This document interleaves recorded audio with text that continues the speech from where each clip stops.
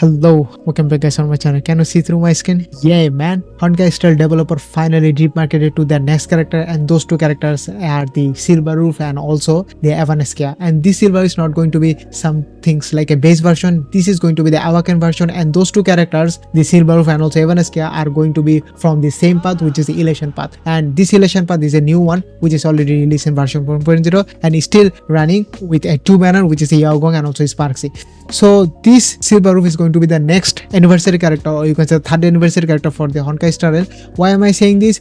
Because the time that Silver Roof is going to be released into this game, which is going to be the April month, and this April month is going to be the release month of the Star Rail, and this is high likely going to be the anniversary character, just like the cast stories. Now this is need to be seen that is they are going to introduce another global passive for the Silver Roof or not, because when the cast stories was released in the back into the 2025, people were so much furious and also people were quitting this game because Castris was the first character who was introduced as global passive, where if you have her on the team or without having her team or having her on the account, you can even have a revive mechanism if you don't even have her on the team. So that kind of a global passive was happening. Now this is need to be seen that is Silver Roof is going to be have another global passive just like the Castoris, because when the Castoris was seen to the back into 2025, people were so much furious because she was the first character that HSR ever introduced to a global passive to the whole community, and that was created very much of a ruckus between the communities, and also people were assuming that this game is going to be the controversial and also the predatory practice, because if you don't even have the Castoris, then you can even have the global passive. But that the global passive is not even like a game breaking things. All it was is just a having on her in your account is going to give you a one revive, and that revive is not going to be like a full HP, just like the when Bailu is going to revive you with a more than half HP. So that kind of things was happening in here back and forth. Most of the big CCs, especially Gacha, Smeg, Tacton and also Saint Tontas, was quitting this game all over again. But people are thinking that the thing that they are trying to introduce us, which is a global passive, is going to be the normalized, and the next future character are going to have this kind of things. After the Castoris release, there is no other character, not even the Fate characters, who have this kind of global passives. So people were assuming that this is going to be the global passive which only occurs for the anniversary character. The anniversary character are one of those characters who release in the anniversary time, so we are actually calling them anniversary character. Other than that, they are not even especially exclusive anniversary character. This is just like a assuming to the player base. Okay, so that's all for this part. Let's see what kind of design the Silver Roof is providing here. First of all, the design the Silver Roof is providing here is totally identical to the Honkai Impact 3rd, but the design is not even just like a different from her base version, which is a Nihility support version. All is added here is some kind of her gadget which is floating all over around her body, and also she is just wearing a gauntlet, which is a reference from the Avengers Endgame, if you know what I'm trying to say here. And also she just wear a new shoes, that's it. And also her hair is bit of a big, and she's just wear a kind of a headband, that's it. Other than that, I'm not seeing like a very much of a big difference from her base version, which is not even going to interest me. You can even slam me that you are just a having a copium right now. Yes, I'm having a copium. I'm not seeing her design a very much of a whoa man, this is design is something like game breaking things. Other than that, she's going to be okay character, and I'm not even going to give you a credible source because I haven't even found any kind of beta testing or beta leakers that what kind of gameplay she's going to have and what kind of role she's going to be played in here. But the most of the players community assuming that she's going to be the next election DPS. But in here, the Sparksy and also Yaogang, which is the currently running banner, the Sparksy is not going to be the DPS character that you are thought it would be. She's going to be the another March 7th, just like the Castoris teams, where in March 7 Castoris team is going to be the sub DPS. So Sparksy is going to be the sub DPS for the next premium characters. So that's all for this Silver Roof. Let's move on to our next character, which is a demarketed today, which is the Evanescia. Man, her design is totally similar to a Honkai Impact 3rd OG Sakurai, if you already know what I'm trying to say here. So if you're one of those like a OG Honkai Impact 3rd player, she is going to be really familiar to you. And the role she has is the physical and also elation. As I already mentioned before, the design is very much of a good one. She's just giving me a vibe of a Yaimiko from the Genshin Impact. You already know she's a right hand man for the Inazuma's Archon, which is a Raiden Shogun. I guess she's going to be played the role as a sustained character.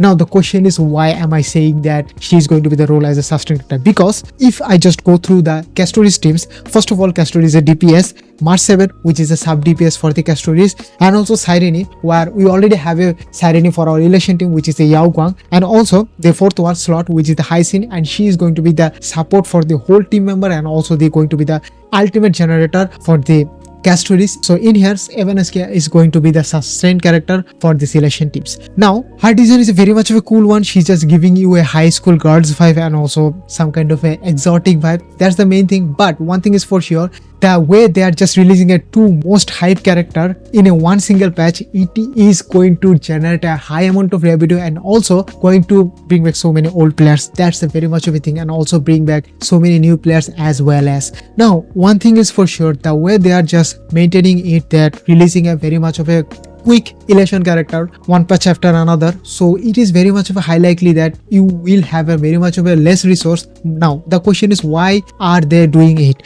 The sensation between the Chinese and Japanese is makes them stall of the release of the Planacardia, which makes them a very much of a high situation that if they don't release these characters in a regular basis, or you can say that continuously, it is going to be likely very much of a hard one for them to continue it for a long time. So I guess they are just doing it for the sake of maintaining their patch or schedule that they were lost into the between of a stall time between the sensation of the Chinese and also Japanese one. So now the question is that should you even hype for these election characters? There is a two types of questions that you have to understand at first. First one, do you really like those character design? If you really like those character design, just pull them. You don't have to worry about it. Second one, do you really want to pull them as a meta perspective? If you really want to pull them as a meta perspective, I guess this is going to be very much of a good one, because next 1 year patch is going to be shield towards this election one, because this election is going to be very much of a crack one, just like the Castoris team is performing well after 1 year later of her release.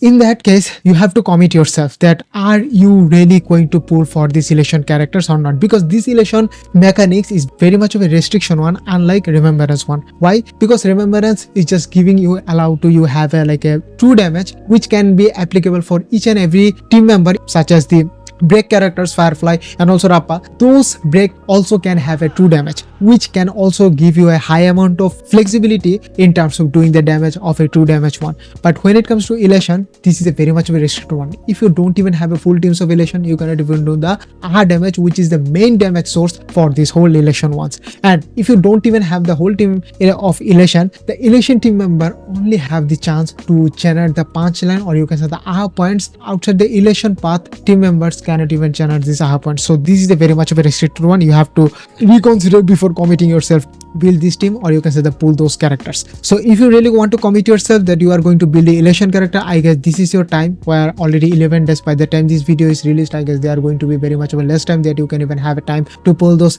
like a ongoing banner, which is a Yao Gong and also Sparksy. Yao Gong is a very much of a crucial team for this Elation ones, because she is playing the role as a Sirene, just like the Castoris teams. So she is going to be the best support character for the Elation buffer and also AHA damage buffer and also AHA point generator. And also Sparksy is going to be the played as a March 7 role, just like the March 7 for the Castoris teams. So you have to pull those two characters and also grind more, and also have the enough resource to pull these two characters, which is a Silver Roof and also the Evanescia.